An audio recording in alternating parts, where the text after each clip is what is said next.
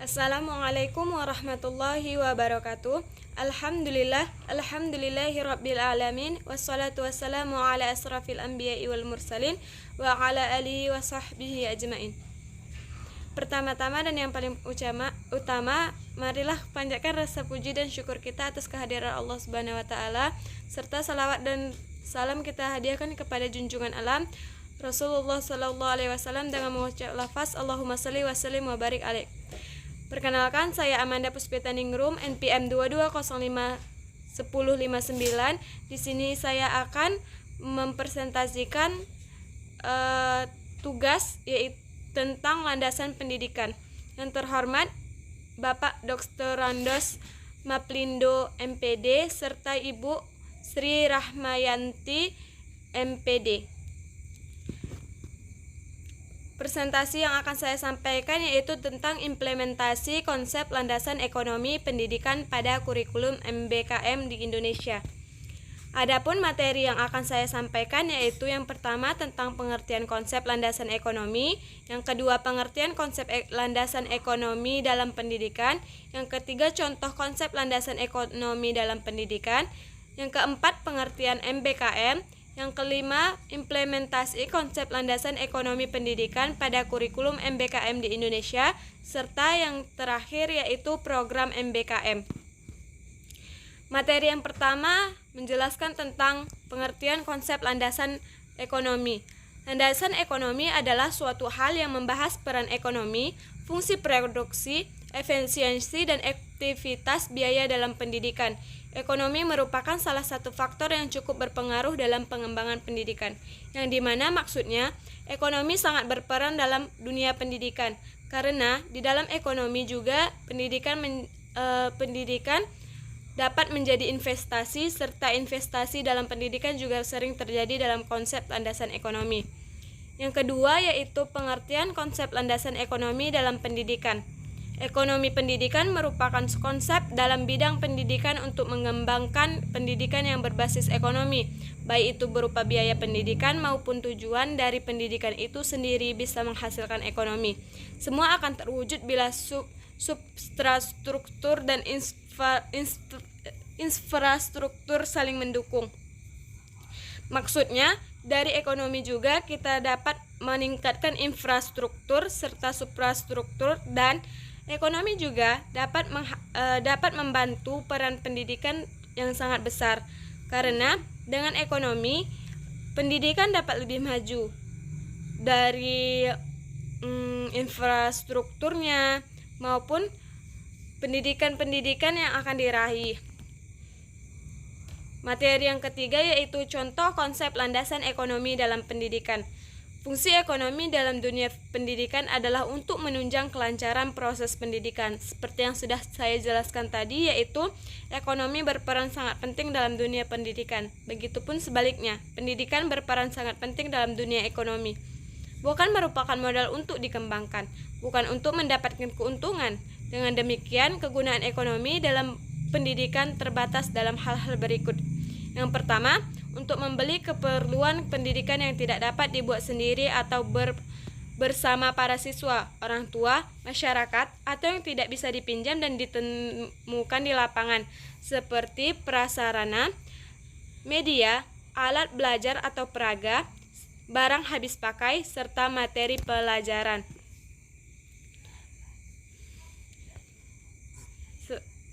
Yang kedua itu membiayai segala perlengkapan gedung seperti air, listrik, telepon, televisi, dan radio yang sering digunakan dalam sistem pembelajaran. Yang ketiga, pembelajaran jasa, segala kegiatan pendidikan serta pertemuan-pertemuan, perayaan-perayaan, panitia-panitia, dharma wisata, serta pertemuan ilmiah, dan sebagainya. Maksudnya itu, ekonomi dapat membiayai kegiatan-kegiatan besar yang terjadi di sebuah institut atau sekolah. Yang selanjutnya itu, ekonomi juga membantu untuk materi pembelajaran pendidikan ekonomi sederhana agar bisa mengembangkan individu yang berperilaku ekonomi seperti hidup hemat, bersifat efisien, memiliki keterampilan produktif, memiliki etos kerja, mengerti prinsip-prinsip ekonomi. Selanjutnya itu, ekonomi berperan untuk memenuhi kebutuhan dasar dan keamanan para kisah hidup pribadi pendidikan.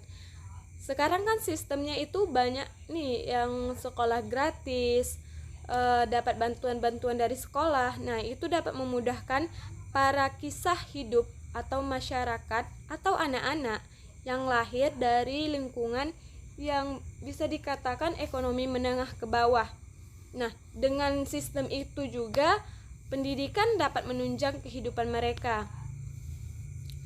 Kan karena ada yang mengatakan itu sekolah itu, pendidikan itu butuh uang. Yang ketiga yang selanjutnya itu meningkatkan motivasi kerja.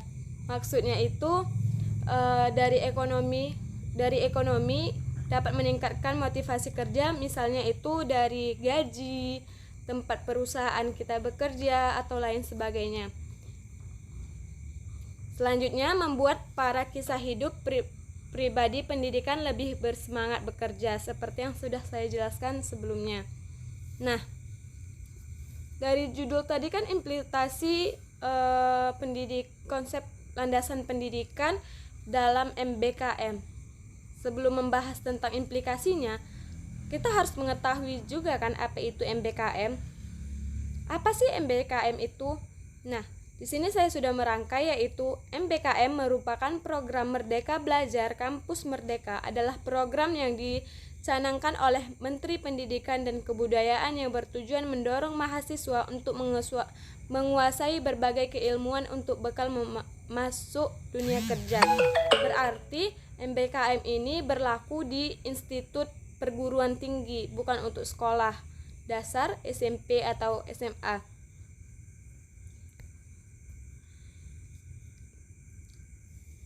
Masuklah kita ke inti dari presentasi ini, yaitu implementasi konsep landasan pendidikan pada kurikulum MBKM di Indonesia. Implementasi dari kurikulum MBKM, pentingnya perumusan kurikulum yang maksimal karena melibatkan mitra untuk mencapai hasil pembelajaran di perguruan tinggi. Dalam pelaksanaannya, perguruan tinggi melibatkan pihak eksternal dalam merumuskan kurikulum, sehingga hasil lulusannya diterima di dunia kerja. Ada beberapa program yang disepakati, yaitu ada 8 program yang disepakati oleh pelaksanaan perguruan tinggi. Yang pertama, ada pertukaran pelajar atau pertukaran mahasiswa. Yang kedua, magang, praktik kerja, asistensi mengajar di stasiun pendidikan, di satuan pendidikan, penelitian, riset, proyek kemanusiaan, kegiatan wirausaha, studi atau proyek independen, serta membangun desa KKN. Nah, implementasi konsep di kurikulum MBKM itu berarti terdapat 8 program, yang dimana saya akan menjelaskannya satu persatu. Adapun 8 program itu, yaitu sudah saya buat gambar tentang 8 program dari MBKM. Yang pertama itu pertukaran pelajar atau mahasiswa, magang atau praktik kerja. Yang ketiga, asistensi mengajar di satuan pendidikan. Yang keempat, penelitian atau riset. Yang kelima, proyek kemanusiaan. Yang keenam, kegiatan wirausaha. Yang ketujuh, studi proyek atau proyek independen. Serta yang kedelapan yaitu membangun desa atau kuliah kerja nyata tematik. Adapun programnya itu, yang pertama, magang bersertifikat. Magang bersertifikat ini merupakan program bagi mahasiswa untuk mendapatkan pengalaman di dunia profesi atau perusahaan atau industri. Maksudnya magang bersertifikat ini, kita sebagai mahasiswa ditempatkan di suatu lembaga seperti saya, yaitu di dunia pendidikan. Otomatis magang yang dari pihak institut meletakkan saya atau memposisikan saya di lokasi dunia pendidikan. Di situ saya menjelaskan atau belajar bersama siswa atau mengajar. Nah, dari mengajar itu nanti mendapatkan sertifikat. Itulah yang dinamakan magang bersertifikat. Yang kedua yaitu pertukaran mahasiswa merdeka. Nah, di institut perkuliahan saya atau institut tempat saya kuliah, yaitu Universitas Asahan, sudah melakukan pertukaran mahasiswa merdeka, yang dimana salah satunya itu beberapa tahun yang lalu, yaitu pertukaran mahasiswa UNA ke institut atau universitas yang ada di Jogja. Nah, program ini memberikan kesempatan kepada mahasiswa untuk mengambil berbagai mata kuliah di perguruan tinggi lainnya. Misalnya di dalam dunia pendidikan, atau saya lebih jelasnya contohnya, yaitu pendidikan matematika, yang dimana mata kuliah yang tidak ada di Universitas Asahan bisa saya ambil di perguruan tinggi lainnya apabila nanti terjadi pertukaran mahasiswa merdeka. Yang ketiga yaitu kampus mengajar. Kampus mengajar ini merupakan program yang memfasilitasi mahasiswa untuk membantu pembelajaran administrasi dan adaptasi teknologi di sekolah-sekolah yang membutuhkan. Kampus mengajar ini maksudnya yaitu mahasiswa difasilitasi untuk mengajar di suatu sekolah-sekolah yang sedang membutuhkan tenaga kerja, atau bisa disebut yaitu kita sebagai guru honor atau guru pengganti. Itulah yang dimaksud dengan kampus mengajar. Yang keempat, studi proyek independen bersertifikat. Maksudnya itu program ini memberikan kesempatan kepada mahasiswa untuk mengembangkan karya dan inovasi dengan difasilitasi dan bekerja sama dengan berbagai institusi. Program ini maksudnya dari studi proyek independen bersertifikat ini merupakan mahasiswa diberi kesempatan oleh pemerintah atau institut tempat dia kuliah untuk mengembangkan karya atau inovasi yang ada di dalam dirinya yang difasilitasi lengkap atau penuh dari pihak universitas atau pemerintah tersebut.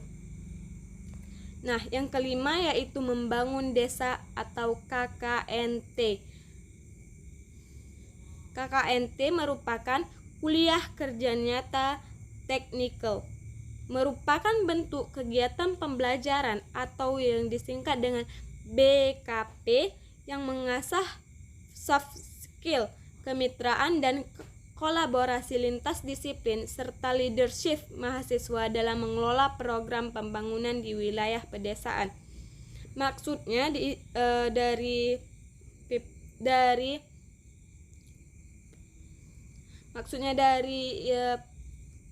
pemikiran saya di sini yaitu mahasiswa dilatih leadership atau kepemimpinannya dalam kuliah kerja nyata. BKP membangun desa atau KKNT memberikan pengalaman belajar kepada mahasiswa untuk hidup di tengah masyarakat di luar kampus dengan secara langsung berkolaborasi dengan masyarakat, mengidentifikasi potensi dan menangani masalah, serta mengembangkan potensi suatu daerah dan meramu solusi untuk masalah yang ada di desa atau daerah tersebut. Misalnya nanti KKN ini kan sudah nggak asing di dunia pendidikan, di dunia perkuliahan kan sudah tidak asing, karena KKN ini merupakan salah satu SKS yang harus kita penuhi untuk melakukan sidang akhir. Nah, di KKN ini kita itu ditempatkan di suatu daerah atau desa yang dimana kita itu harus beradaptasi dengan baik, meningkatkan sistem kepemimpinan atau leadership itu tadi, serta kita juga dapat mengembangkan potensi dari yang ada di desa tersebut. serta itu untuk menemukan solusi dari masalah yang terjadi di desa tersebut. Nah, yang keenam itu penelitian atau riset. Maksudnya, bagi mahasiswa yang memiliki passion menjadi peneliti, Merdeka Belajar dapat diwujudkan dalam bentuk kegiatan penelitian di lembaga riset atau pusat studi. Maksud dari penelitian atau riset ini, mahasiswa yang memiliki passion menjadi peneliti dari kampus MBKM ini atau Merdeka Belajar, kampus Merdeka ini dapat diwujudkan dengan kegiatan penelitian langsung dari pusat studi. Yang ketujuh yaitu proyek kemanusiaan. Maksudnya, keterlibatan mahasiswa selama ini umumnya bersifat sukarela dan hanya berjangka pendek. Seperti yang akan dilakukan dari kelas kami, yaitu datang ke salah satu tugas akhir, yaitu datang ke panti asuhan. Nah, itu kan bersifat sukarela dan hanya berjangka pendek. Sedangkan dari MBKM ini, proyek kemanusiaan itu program yang direncanakan bersama organisasi resmi untuk dapat diberikan penilaian SKS oleh perguruan tinggi. Sekali program ini maksimal 1 semester dan dapat mengambil lagi pada semester lainnya. Maksudnya itu, program proyek kemanusiaan ini seperti yang sudah dijalankan oleh Bapak salah satu dosen yang ada di Universitas Asean, terutama dosen di FKIP, yaitu Bapak Anil Sofra. Kan mereka beliau dengan timnya kan sudah melakukan proyek kemanusiaan yang berada di seperti yang telah dilakukan oleh salah satu dosen FKIP, yaitu Bapak Anil Sofra tadi. Beliau kan bersama timnya sudah melakukan proyek kemanusiaan, yaitu membangun desa atau memecahkan suatu masalah yang ada di desa tersebut. Nah, kakak-kakak itu atau kakak senior kami, khususnya kakak senior di prodi pendidikan matematika, mereka itu mengikuti program ini, program yang telah dilakukan oleh Bapak Anil yang dirancang bersama organisasi resmi beliau. Nah, dari situ diberikan penilaian SKS oleh perguruan tinggi. SKS itu maksimal 1 semester. Misalnya kita itu ikut di semester ketiga, nah semester keempat kita juga bisa mengikutinya lagi. Dan yang terakhir dari program MBKM yaitu kegiatan wirausaha. Maksudnya yaitu kebijakan kampus Merdeka mendorong pengembangan minat wirausaha mahasiswa dan program kegiatan belajar yang sesuai. Program ini dapat disusun pada tingkat perguruan tinggi dengan menyusun silabus kegiatan wirausaha yang memenuhi 20 SKS per semester atau 40 SKS per tahun. Dari kegiatan wirausaha ini, kebijakan memang dari kampus mendorong mengembangkan minat wirausaha mahasiswa. Maksudnya itu, misal ada nih dari salah satu mahasiswa kita yang memiliki minat wirausaha yang tinggi. Nah, kampus itu dapat mendorong pengembangan minat itu dengan program dari MBKM tersebut.